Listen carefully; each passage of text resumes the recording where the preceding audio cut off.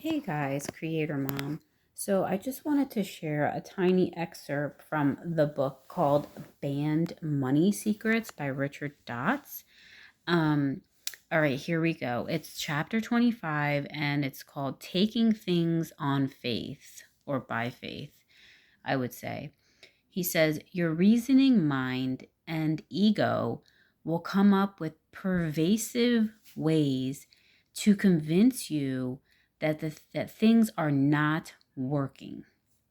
For example, it will tempt you to look at your bank balance and attempt to convince you that things are still the same, just because your bank balance remains the same. Or it may come up with illogical limiting beliefs, such as, look at all these people around you. They are all more successful than you. These are some of the negative beliefs that my negative self, my ego, came up with in order to encourage me to abandon this work. I am speaking of the ego here as if it is an adversary, which is not really the case. True, your ego comes up with ways and means to convince you otherwise, but recall that its sole purpose is to keep you safe. Ironically, its methods of keeping you safe and secure are rooted in deep social conditioning and often run contrary to spiritual truths.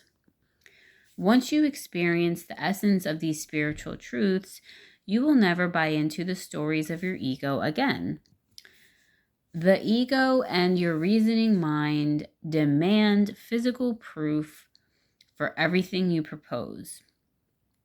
That reminds me of the Pharisees, right? Pharisees, or maybe the Sadducees. Ego's kind of like the religious mind. Anyways, therefore, they will not believe in something until they see physical proof of it. Unfortunately, though, there are many things in life for which there is no physical proof, and we simply have to take those things in faith. When you plant a seed in the ground, there is no immediate physical proof that it is germinating and growing. So we just take it in good faith. Abraham Hicks gives a wonderful example of how we have no physical proof that our dogs can hear certain frequencies. And then he just goes on to say, but there's tests that show that they do, but we still can't hear it, right?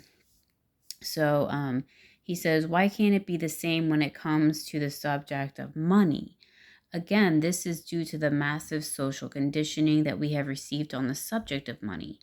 We have been trained over and over again to be skeptical about how money comes to us, to work hard for money, but realize that these are all just stories about money that have been concocted by our egos. These stories are not real. They can become real if you fervently insist on believing in them. But why believe in stories that are unresourceful to you?